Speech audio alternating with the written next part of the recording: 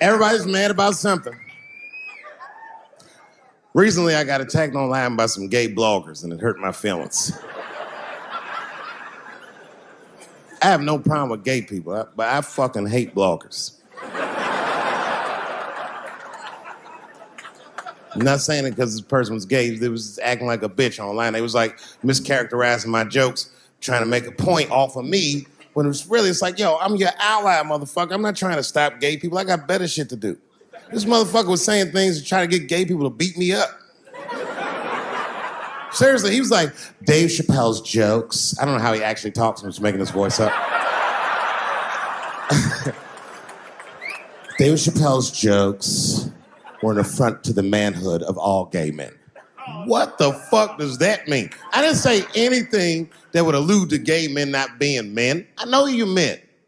In fact, what could be manlier than fucking another guy in the ass?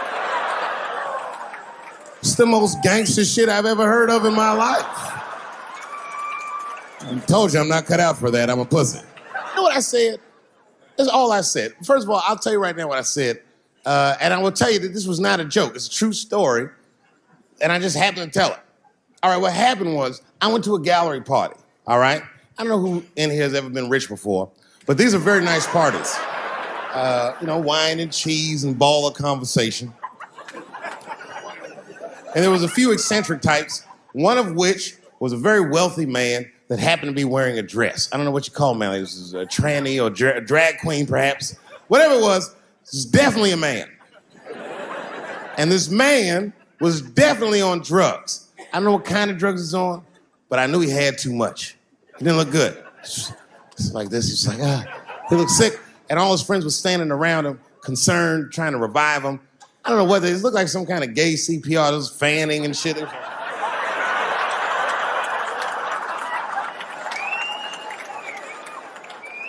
I saw all this from a distance. Now, I should have minded my own business, but I got curious. I was like, And I went over there. All I said, excuse me, gentlemen, is he okay? And then they looked at me like I was evil. She is fine. I'm sorry, I didn't know this is what we were doing.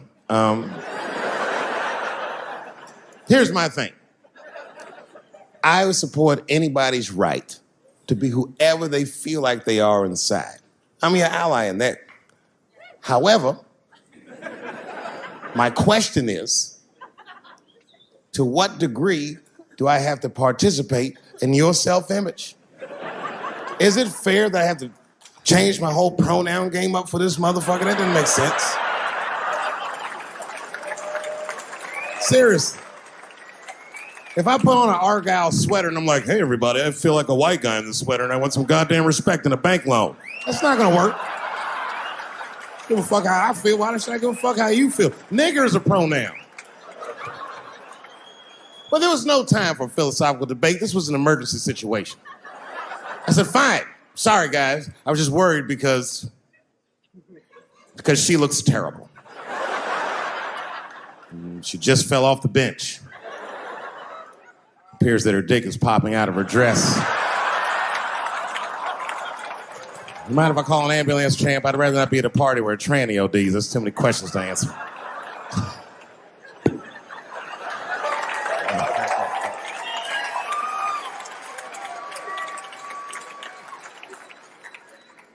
Okay, I've been through this before. I had a friend from high school. Now, in high school, this guy was a thug, right? He was a fucking dope boy. He did it all. He's a wild dude. People used to be very scared of him.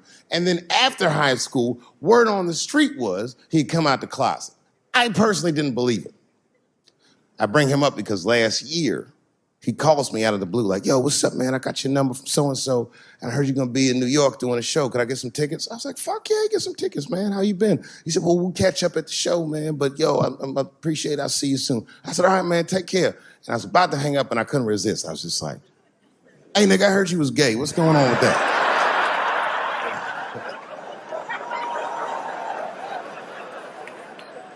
And I wish I didn't ask, because he sounded like he was dying to talk about that shit. And he had a long story about it. And it's not that I didn't care, but I was, I don't like talking on the phone. I was watching TV at the same time. So I just wasn't really paying attention like I should. But I was trying to sound supportive, but I didn't really know what to say. So I just like mumbling shit throughout this conversation. I just be like, nigga, you gay, man. You just gay. This went on for a while, and then finally I had to say something like definitive to get him off the phone. And I was like, hey, man, you know what? Don't let people get you down, all right? And the next time someone tries to make you feel bad about yourself, just remember, everybody fucks funny to somebody.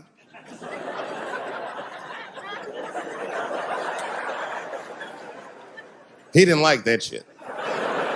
He's like, what the fuck does that mean? I said, huh?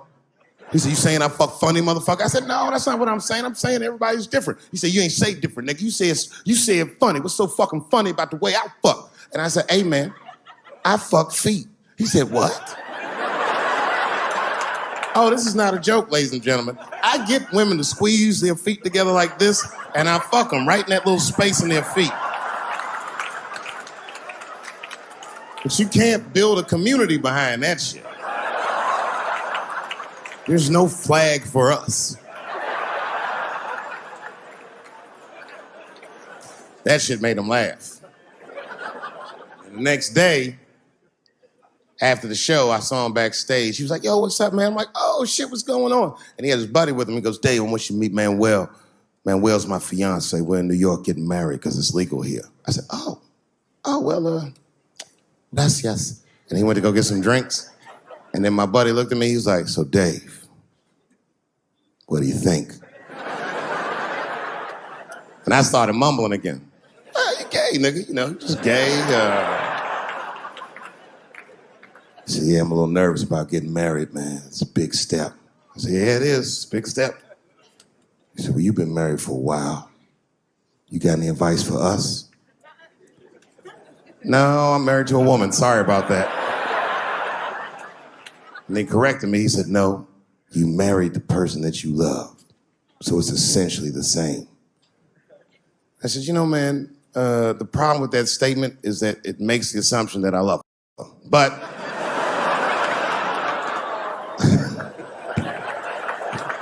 you guys lighten the fuck up. Of course I love my wife.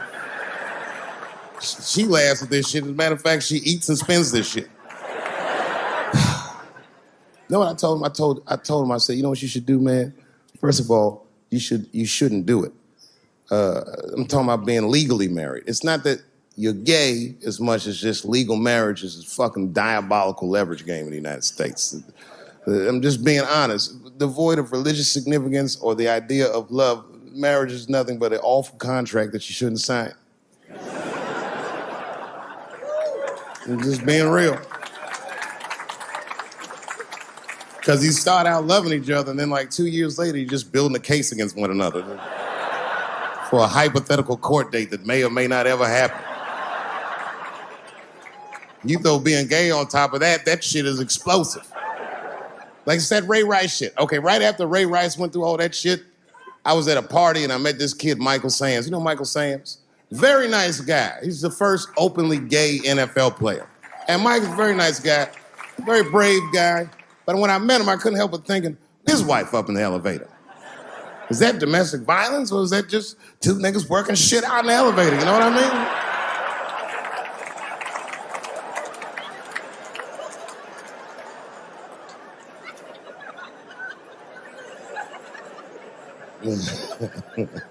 Anyway, I give all married men the same advice, gay or straight. Get a dog. His dog will love you all the time, but she's not going to. It's real talk. I didn't even know about dogs, and my kids got the dog. They brought him home from the shelter, and I didn't even want him. They're like, can we keep him? I said, nope. I said, where'd you even get this dog? They're like, we got him from the shelter. I was like, ugh. Probably something wrong with him.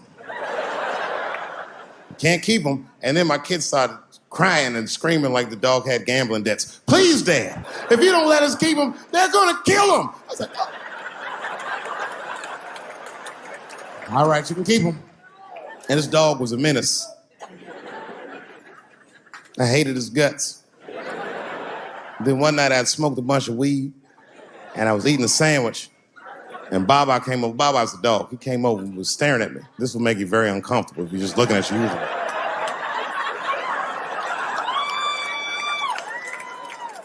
I had to give him a piece of my sandwich so he'd go away. And that's how we became friends. Now, if you see me walking down the street with Baba, I ain't got no leash or nothing. He walks right next to me. If I stop, he'll stop. And if I go, he'll go. And all my friends are like, yo, Dave, that shit is dope. How you train Baba to do that shit? I've never trained Baba. Just a messy eater. If I drop food and Baba's not around, all I gotta do is call him. Baba! He's a black dude's dog, so he doesn't come right away. He peeks first to see what's going on.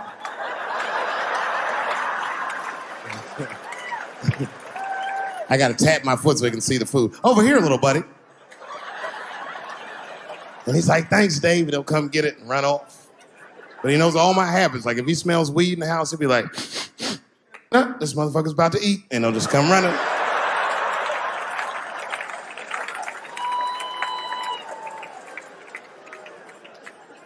Baba got me through a very difficult time.